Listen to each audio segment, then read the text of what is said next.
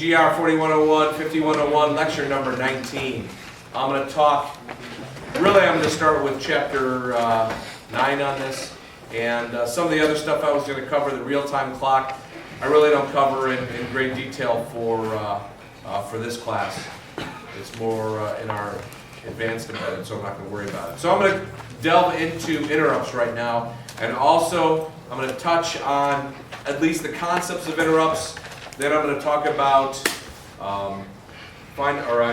state machines in embedded systems, and then in our next lecture, the one that's right after this, I'm going to go into the nitty-gritty details on our processor and how to get it to work on the Renaissance. So, without further ado, let's go in. There is no embedded app of the day unless here. Here's an embedded app of the day, right? It's got a processor in it, it's got a screen, it's got some keyboards. So you learn, all right? In fact, you want me to open up this app and we'll take a look at it really closely? Yes, everybody's snickering, and Jeffrey over here is saying, no way, man. All right, so the first thing I want to point out is the concept of interrupt. And I think I've done this before with in the class, right? That's where I pull out my box of toys. Let's see. All right, I need two willing volunteers. All right, have you gotten a toy before, a prize? All right, come on up. And one other one. Have you gotten something before? All right, you too. That's what you get for laughing at them. All right, here's my. Let's see. You can stand right there, and you can stand right there. All right, it's closer. They can't see in the camera actually. Closer. All right, right there. So I'm the processor, and every so often they're going to here. You can. These are your bits of information that I need to worry about. So we're going to look at the concept of interrupt. So in this case, I'm going to poll as an example. Polling means I'm going to ask somebody for something, and if they have something for me, then I'll get some information. So, do you have something for me? No. Okay. Do you have something for me? No. Do you have something for me? No. Do you have something for me? Okay, can I have it? Thank you. Do you have something for me? No. Do you have something for me? No. You better say it. Do you have something for me? Oh, he does, yes. Do you have something for me? Okay. So, basically, you keep on asking. Notice I'm spending all my time doing all this stuff, right? So, the other would be an interrupt. And so when it's time for me to get some data or whatever from my two processes over here, they have to get my attention. And to get my attention, you go, ooh, ooh, ooh, all right? It's going to be so embarrassing. Plus, it's on tape, you know? Do you know if any of your friends are watching this from home? I don't know. No, you should. You never know. You might get an email, all right? So the nice thing, I'm going to start now. The nice thing is that I'm doing some other processing. I'm doing something else, useful work. Maybe, I don't know, picking up paper and putting it over here, and maybe taking some more paper and putting it over here. Just waiting for somebody to interrupt me. Hint, hint, hint. All right. Hey. Yes. Thank you. Thank you.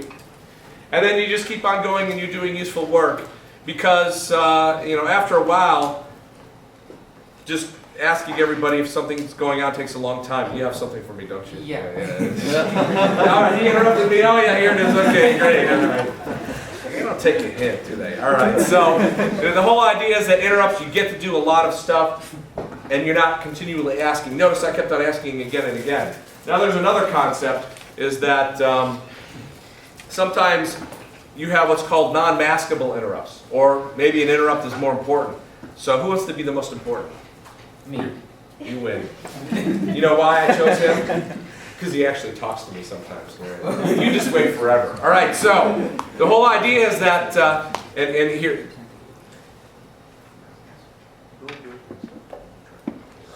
Okay, so in this case I'm doing my other stuff, and I'm doing my other stuff, and then I'm going to get interrupted. Hey.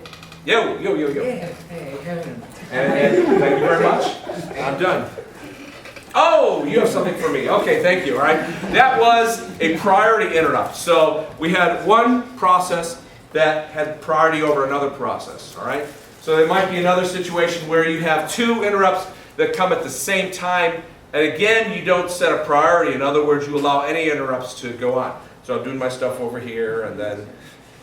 Hey, Yep. hey. Oh, yeah, okay. Hold it, no, hold it. You were the second one who interrupted me, so I take your thank you. Oh, all right, I get back to you. Okay, thank you. All right, so the whole idea is that we had two interrupts. The first one I addressed, or the first one came up, but then another interrupt came up, and I went to them because even though they weren't of a higher priority, they were the most recent one. And keep in mind that the difference might be that we have a keyboard really slow, and we have a disk which is really fast. And if we don't set priorities, here I'm addressing the keyboard and I'm spending my time on the keyboard, and the disk, which is really fast, I don't address, and then I lose data. So that makes a difference. All right. You have a trip to the prize closet, you can either have one of these or come up to my prize closet. You come. You want that one? All right. So, another example of interrupts is what I have in the book, and that is a simple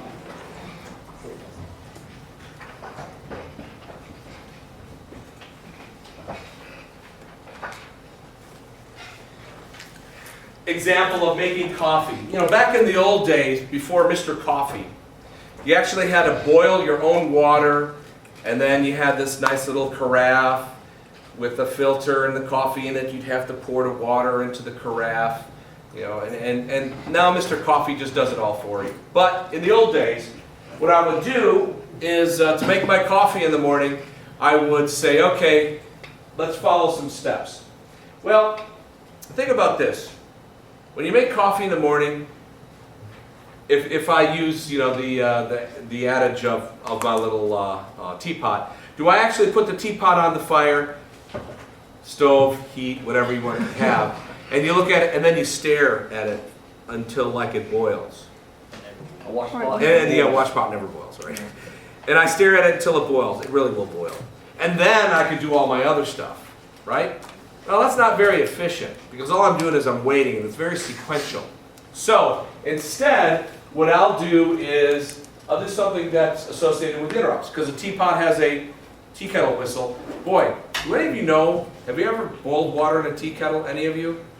Or at least this is analogy might be getting a little bit too old, all right? Maybe I need to find another one. All right, so a tea kettle, you put it on the stove. When it gets to boiling, it'll whistle, and then you know your water is boiled. So let's figure out. I'm going to make my breakfast, and here's what we do. So I put the kettle on the fire, turn on the burner. I've got gas, so it goes really fast.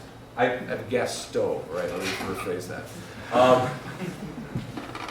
And then I start to get ready. I put my grounds in the cone. I get it all ready to make coffee. Put the cone in the cup. Get the milk out of the fridge because I'm going to go eat breakfast, cereal. I live a horrible life. All right, get cereal from the cabinet. An interrupt occurs. Whatever I'm doing at that very point in time, I stop.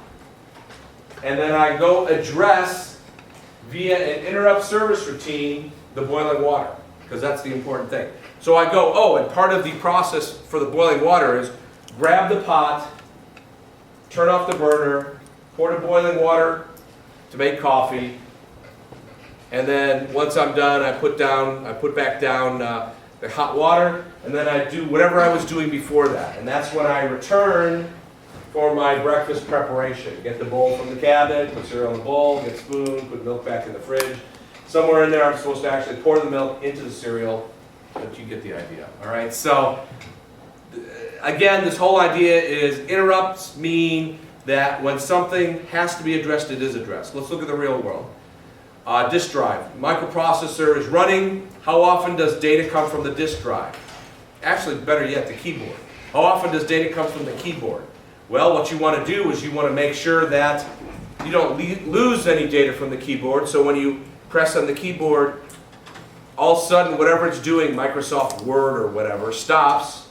It goes out, it reads the character from the keyboard buffer, usually a serial communications buffer, so you're reading a single byte.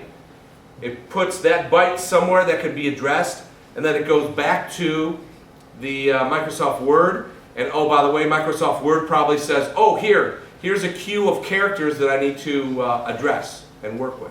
So it'll start working with that. So that's a real life example in our computer world. So when we're talking about interrupt service routines, it is basically a function that you identify in your microcontroller code that will be called when some sort of synchronous event occurs. And usually they're asynchronous. All right? Whenever a specific event occurs. Hardware interrupts are asynchronous, meaning you don't really know when they're going to come. They're not synchronously sent to you. Keyboard strokes are not synchronously sent. Even though some other devices might be fairly synchronous, in other words, you know that when you're reading from a hard drive, it's going to come at a certain rate. Usually, you don't know when it's going to come. It may be a millisecond in between requests. It may be half a millisecond. You never know. By the way, there's also something called software interrupts. And software interrupts can be things that are inside the code itself where you want to stop and do some activity.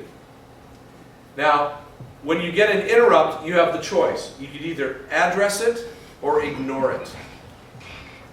There are some interrupts you don't want to ignore. For example, there's a little button called reset or power on reset or whatever you have. Usually, you don't want to ignore that one. However, if you're, as I said before, if you're reading from the hard drive, you would rather address the hard drive, which is a very fast peripheral, than give attention to the keyboard, which is a very slow peripheral. You can only type how many characters a second, if you're lucky. 5. And how fast does, so that's a frequency of 5 hertz, right? What's the frequency of data from a hard drive? You're getting hundreds and thousands of bytes per second coming across. Otherwise, it's not a very worthwhile hard drive. And so you definitely want to put the keyboard on the lowest priority possible compared to your network connector or your network connectivity or your hard drive or even your serial USB input. So the way most computers work is you're running whatever operation you're doing, you'll get interrupted. Most programmers, when we do this, they write very, very small interrupt service routines, very small functions that address or just move data from the peripheral into some data storage area and then immediately return out. And when the microcontroller goes back to whatever previously executing was, then that device or that microcontroller will take the data from the peripheral and work with it. It's usually good form not to actually do a lot of processing in your interrupt service routine. Now you can disable interrupts as needed. And you can make, as I said, certain ones higher priority. You can also make it that if you have a high priority one, you don't allow a lower priority one to interrupt, which is preferred. I already said that. Considered simultaneous if they occur between the same 2 clock ticks, and there are prioritization. Reset, we usually give the highest one. Then there's a non-maskable interrupt. There's watchdog timers, peripherals, single step address match. These are different types of interrupts that could occur. I believe I read there are 16-bit different interrupt pins coming in from the outside world into our Renesas chip. There's a total of 256 peripheral, is it 256? Let me check this again. There was, it's a great number. It's a lot more than previous devices. 146 interrupts from peripheral modules on the chip itself. So what would be an example of some peripheral modules on our Renesas chip that would have an interrupt? Accelerometer. Say that again? Accelerometer. Accelerometer. You are? UART. CAD. Say that louder. CAD module. The CAN module. We just did a quiz on one today. RTC. Real-time clock and timers, right? So those are examples of one of the 146 on the chip that could create an interrupt for whatever we're doing. There's also a software interrupt option, and they said there's only one. And then there's a whole bunch of DMA type of controllers, which we're actually not going to get to in this class. So, one thing you have to think about is the interrupt response time. Anytime you stop your main processing and you go to an interrupt service routine, you have what we call a context shift. And the context shift usually says, finish whatever instruction I'm executing now, save off the registers, because imagine this, if you go into an interrupt service routine, the interrupt service routine might stomp on some of the registers. Registers meaning, as you know, register 0, 1, 2, etc. Then the interrupt service routine will start to execute. Inside the interrupt service routine, you try and be short, and then you exit from the interrupt service routine. So getting into the interrupt service routine may take quite a bit of time, depending on what has been saved, pushed on the stack, whatever, and what is executing. So if it takes, as an example, 50 cycles to respond to an interrupt, and you're running at 12 megahertz on your clock, even though we're running at 48, this is an example, it would take 4.1866 microseconds to actually respond to an interrupt. So you have to make sure that that your interrupt service routine is going to respond fast enough to whatever data is being sent your way. That's why we also use a lot of direct memory access if you're getting a whole bunch of chunk of data at one time. Imagine this, if you have a hard drive, are you usually only getting 1 byte at a time? No, usually you're getting an entire file. Could be hundreds, thousands, could be over a megabyte of data from a hard drive at one time. So the best way to handle that is to set up the communications and say, hey, when you get a big chunk of data, like 32 bytes, maybe 64, depending on what you set up, then tell me when you get all that data, then I'll move it over. All right, so just send me a whole bunch of data at one time so you don't interrupt me as often. That way you could reduce the number of times that you actually run the interrupt because of all of this overhead associated with it. So that is the general concepts of interrupts. I'm going to combine that now with a discussion of state machines, and then in the next lecture we're going to talk about how do you use those two together, because as you can imagine, you have a whole bunch of data going on. It's not just all sequential now, you have to figure out what's going on. So let's take a look at a nice example.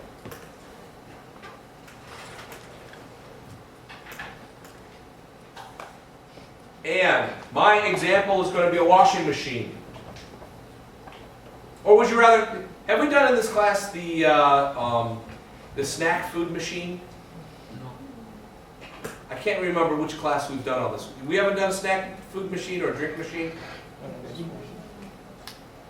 Wasn't that a homework assignment? No, that was an exam question. No, vending machine. Oh, it was an exam question. Okay. Well, let's do the Writing out the requirement for it. requirements. Let's do a snack food machine. So we're going to look at, first we looked at interrupts.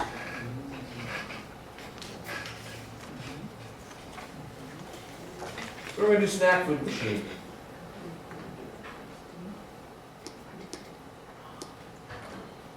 So what's going to happen? You're going to have a steady state, right?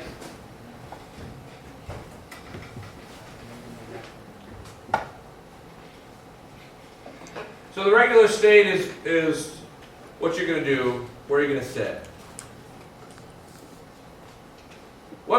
are the things that can happen. Coins inserted. All right, coin inserted.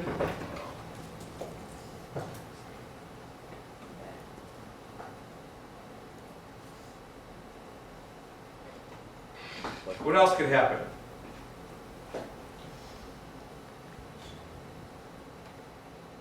A button is pushed. Ooh, button push.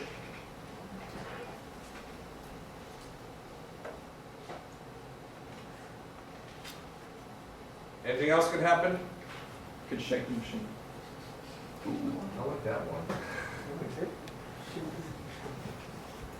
one. Let's see, what do we call this? They have to turn it.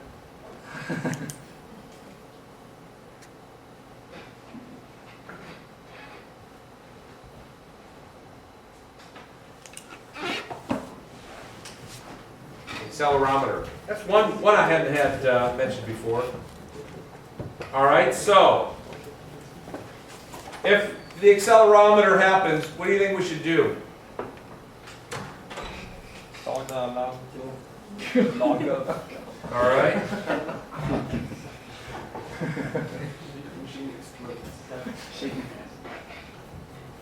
Alarm and lock up. I expected somebody to say, pull out the weapon or electrocution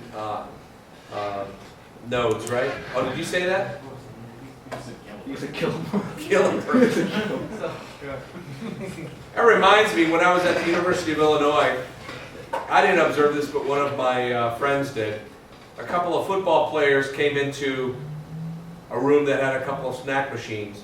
They turned the machine upside down, shook everything to the front, turned it back on its regular way. All the food had fallen into the little slot, and they just grabbed everything out of it and walked off. He assumes they were football players because they were as big as refrigerators. So in this case, lock up. When should we return? Or should we ever return from that state? Idea.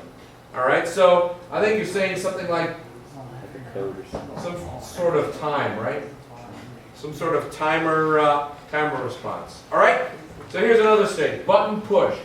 You hadn't put any money in yet, so there's a button push. What should happen? Price. Need All money right. message.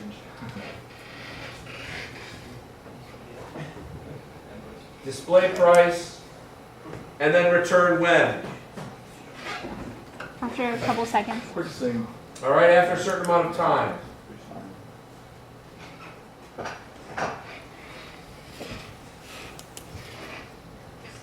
Or what? What else could happen when you're in this situation? Sold out. Someone will want the money back. Well, you can display sold out, you can display price and timer. What else? Someone want money back. Money back, but there's no money that's been put in Invalid yet. button press? Pardon me? Like invalid button press maybe? Coin is inserted. Say that again? Coin is inserted. You could insert a coin.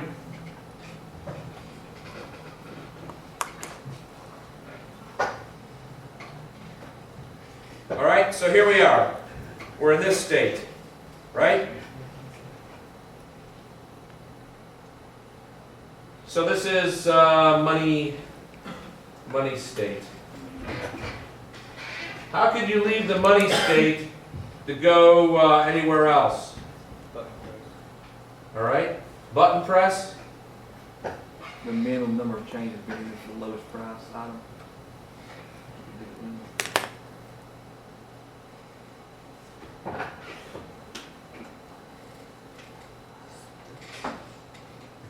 What else?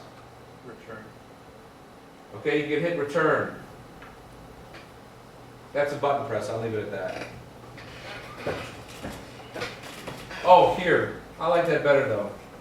Return. So button press, return.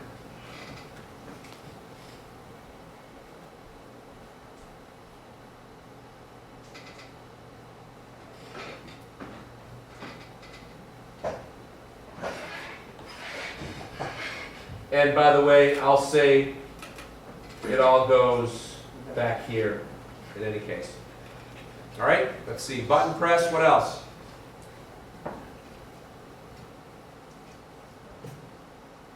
I'll do the obvious one, right? Coin insertions.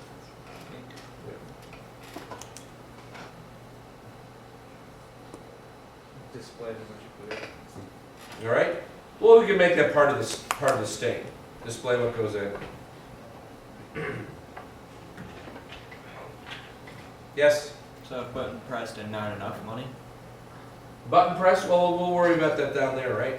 Not valid currency. Say that again? Not a valid coin. It just slips through. Yeah, we'll worry about that in there too. Okay. Because you're still in the coin inserted state, right?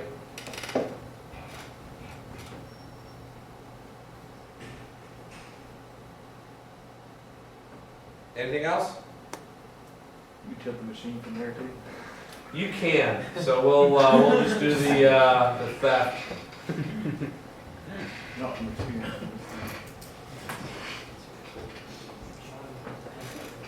And you know what? If somebody shakes it so much that it does that, we're not giving them their money back. How about that? 20, say, All right, button press. So this will be validate money and item.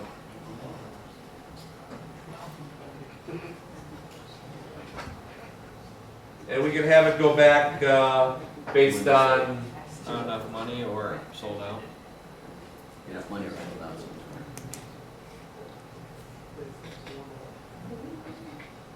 verification. Yeah. And then what else? Yeah. Validate item, so button press, validate item. I guess we could have one here that says then and return change. No, keep change. This exact change only. And then it'll go back to the regular state.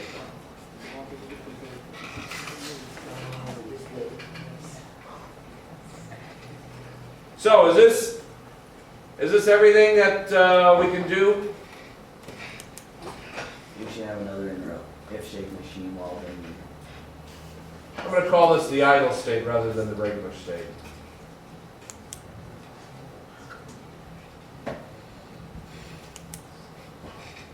So how many of you have had the VHDL class here? All right. Have they gone through changing states from one state to the next state to the next state? So this is going to be the same thing. We have, by the way, I just did this, then validate and return item if money is greater than or equal to item.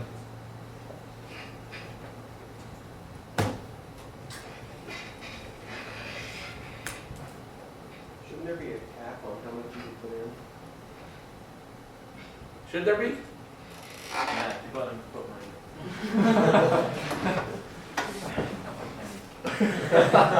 Well, point inserted.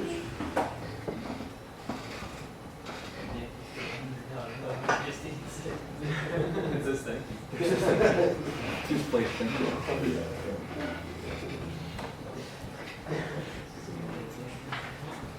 All right, so we have here 1, 2, 3, 4, 5, 6, 7 states.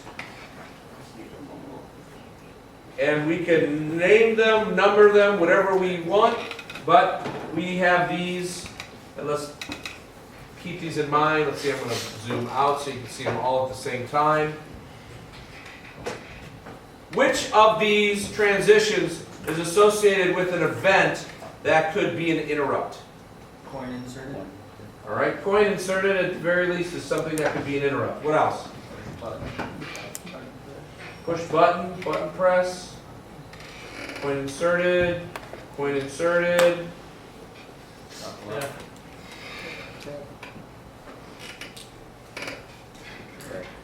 What else? That, I can't hear you. that. Theft, accelerometer, theft, accelerometer. Hey, look at this, here's a button push. Any other button push? Yeah, here's the return push. Here's the return push. Button press. Oh, here's a timer. Here's a timer.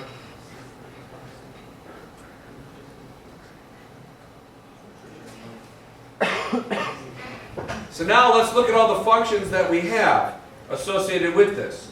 Remember we said we had interrupt service routine? So we're going to have one of these interrupt service routines is going to be a theft timer.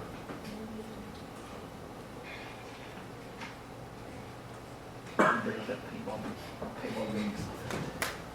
And it's going to be a void because it's going to be an interrupt service routine, right?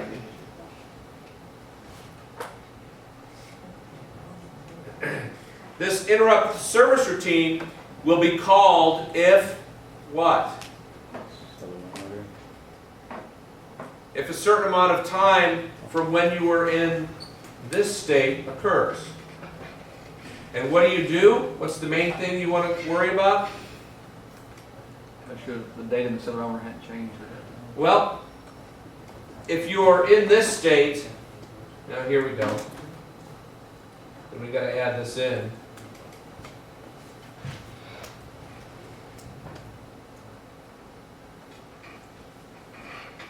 Theft possibility still. But the only time we ever leave that state is when the timer shows up. So that way you could say the state is equal to idle state.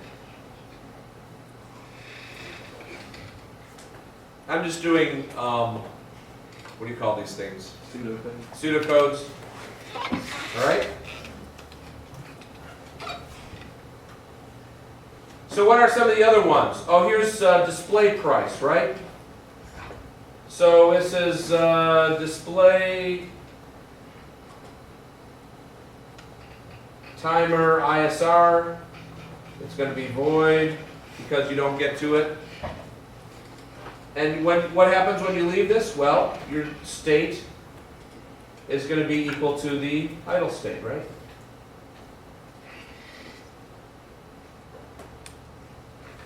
Look at this. I like how we've addressed this transition and this transition. I'm just trying to do the really easy ones. When you hit the return button,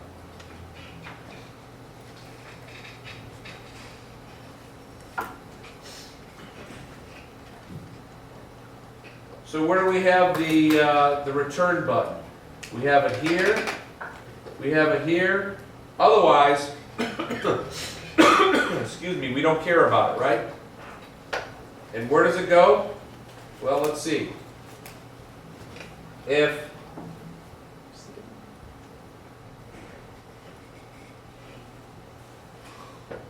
state is equal to money state,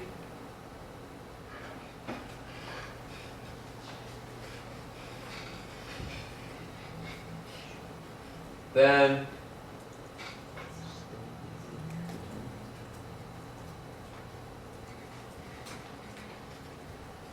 state is equal to return money.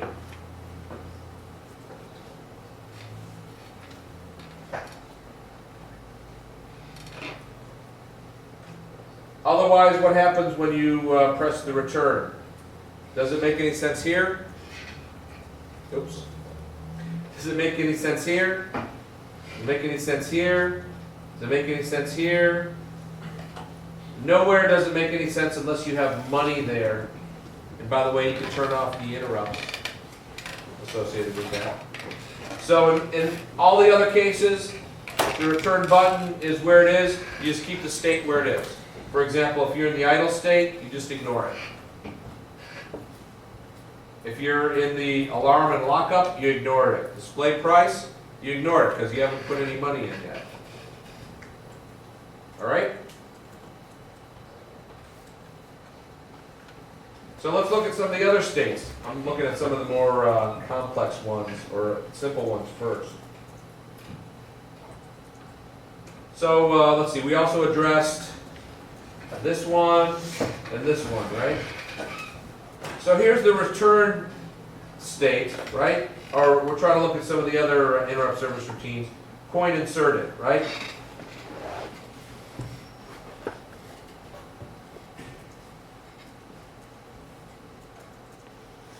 Coin inserted ISR. And what did we say we wanted somebody to do? If it's the coin inserted ISR. Count the coin, number of coins inserted. Get the sum. All right? If not a valid coin, excuse me.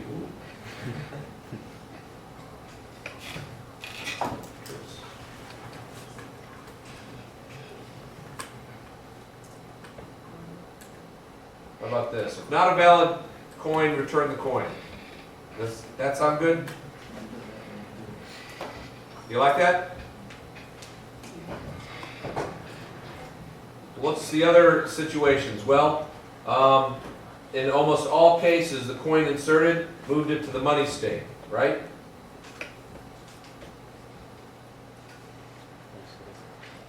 So if it's an invalid coin, we could stay at what its current state was, right?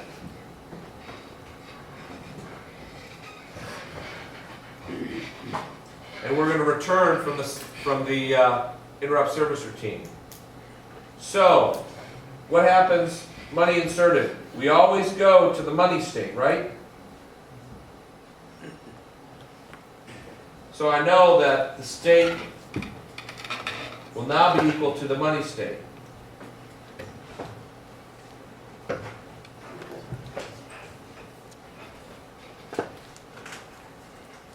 So that addresses this, that addresses this, that addresses this.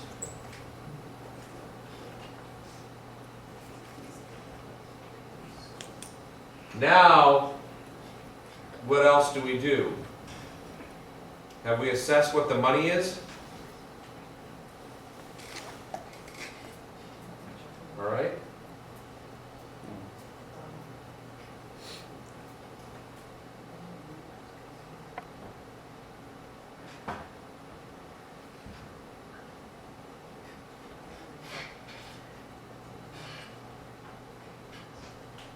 Gosh, my dyslexia is getting to me. Coin, save coin value and coin inserted, which is a variable.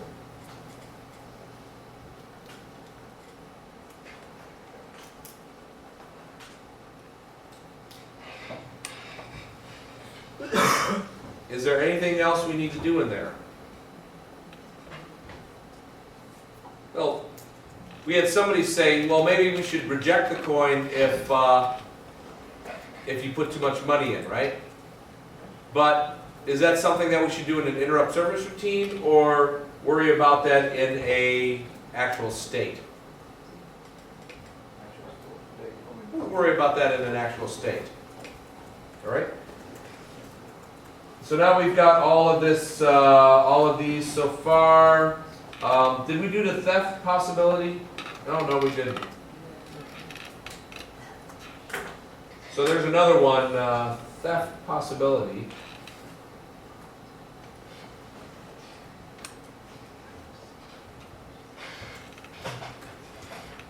Void.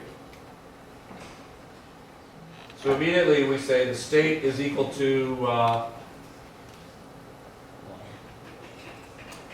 alarm lockup. Would you agree with that?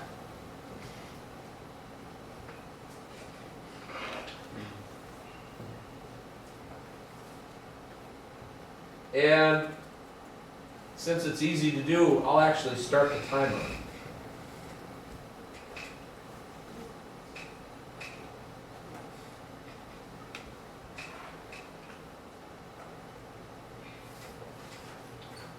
Which means that if we're already in that state, we're going to stay in that state and restart the timer.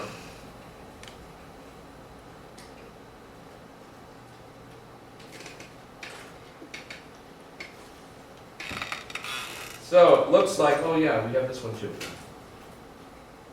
So it looks like we have all of our interrupt service routines handled except for button press, right?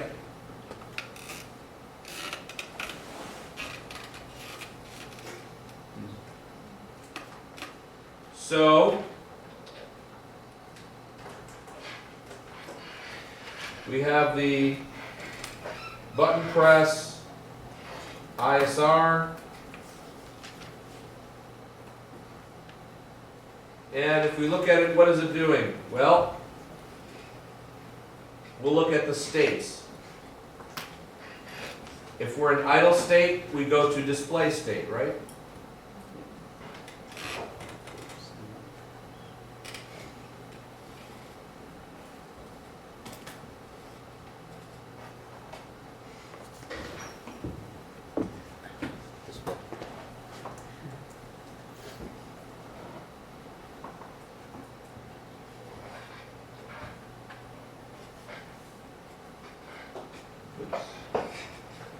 Else if state equal to money state.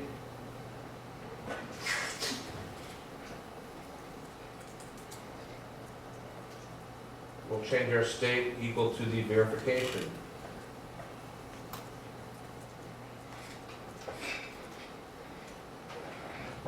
And is there anything else we need to do with this? This is a simple machine. We assume that a single button is going to identify a single item. So unlike these out here where you choose a row and a column, right? We're just assuming it's one. Oops. How about this? We will save button press.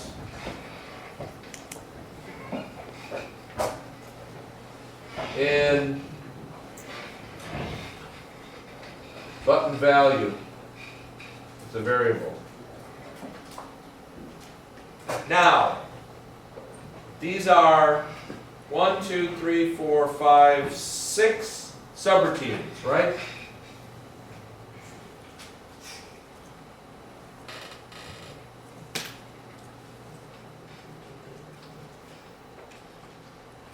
Looking at these, how much code is in each one of these subroutines? Few lines. Not very much, right? A couple of lines at the most. And that's the way interrupt service routines do it.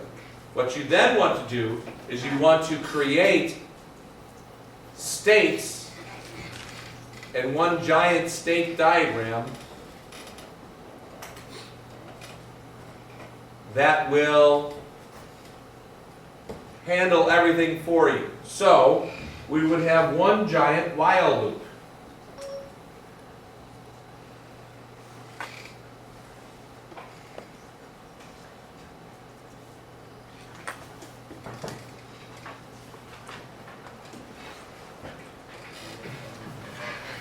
So forever.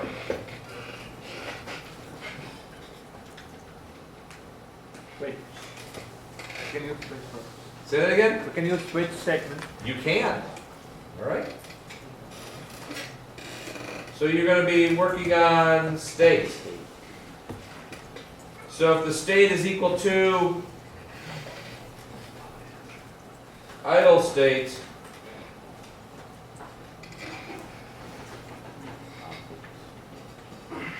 execute the idle state function. If it is the display state, if it is the alarm state, if it is the return state, if it is the, let's see, that's the return money, what was the other one I had? The money state, right? And these are things that you can enumerate. Validate item states. And then the vend and return state.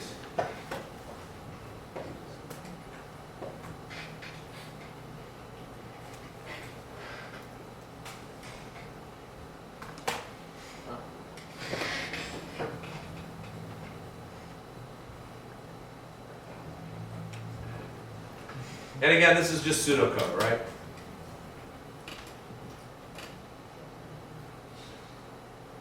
And of course, I'm sure in the main program you would have something up there. Now, what does that tell you? As you're going through this code, it's easy to see that you have these states that are different.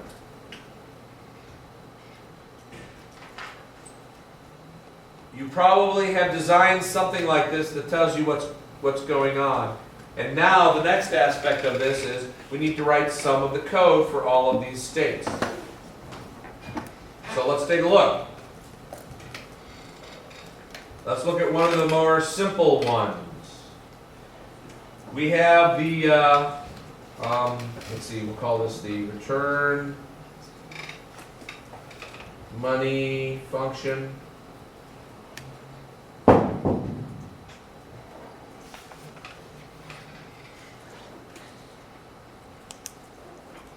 And it's usually best for it to be void. And what do we have to worry about? Well, how did you get to the return money function? You came from the money state, so you know that there had to be actual money in there, right? Or could there be zero in there? All right? So you can actually return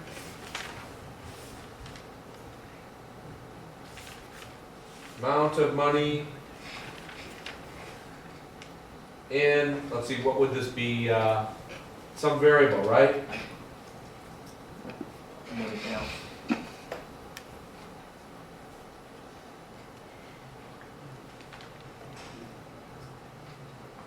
What else do you think you need to do? Well, you're going to the idle state, right? They reset it back, the money count back to zero. All right. So obviously the money count is going to be equal to 0. We might as well put point inserted is equal to 0. Clear that one out, right? Maybe a button value.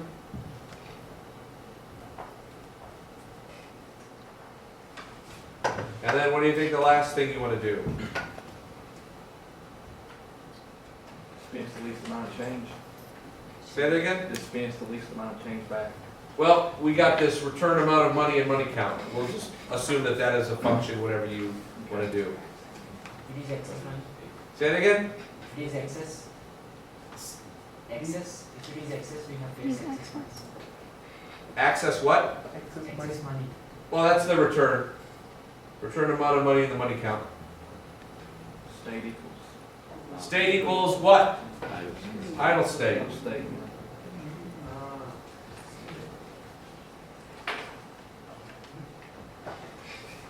Remember, we used to be in the money state. Based on the return, we changed our state to the return money state, right? Now, in the return money state, according to our diagram, we're going to move off to the idle state. And that's how you move between the states. Let's do another example from our drawing. Something that might be simple. Let's see. Oh, let's do the alarm lockup.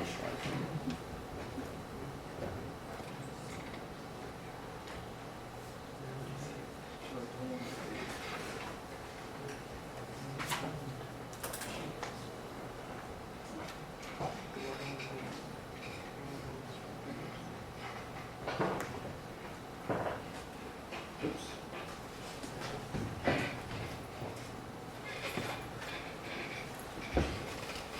The alarm lockup function.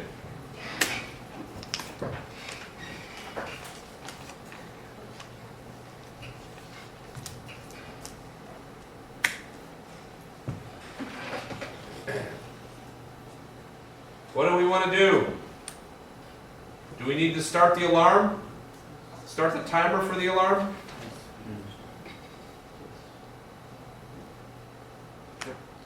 Are you sure? No, the timer's starting the interval. Remember, the theft possibility started the theft timer, right?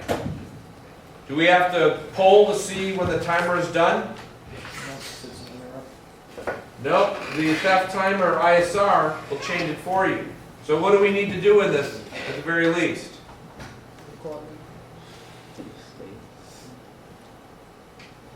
Lock the, what do you call that, the drawer or something like that? Yeah, or lock the Spencer lock.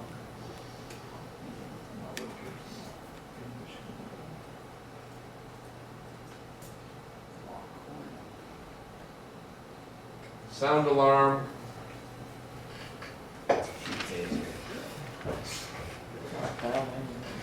Down that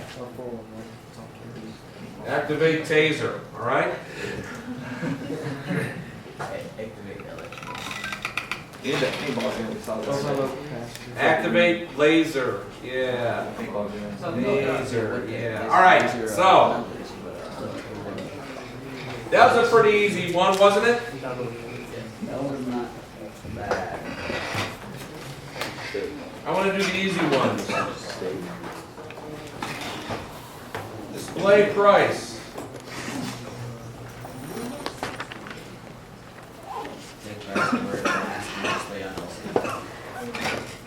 Display price function. What do we do? Remember, where did that come from? It came from button press. Save button press and button value, right? Display price of item button value. In other words, it's going to be an array, right?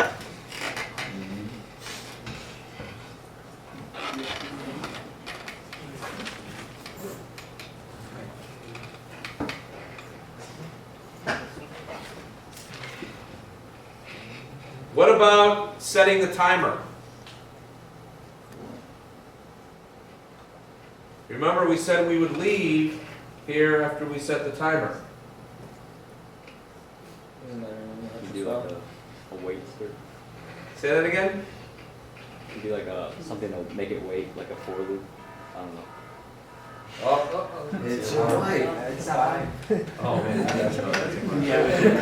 Oh, that's the alarm. See, it's the end of class. So let's start back up at the next lecture. Thank you very much.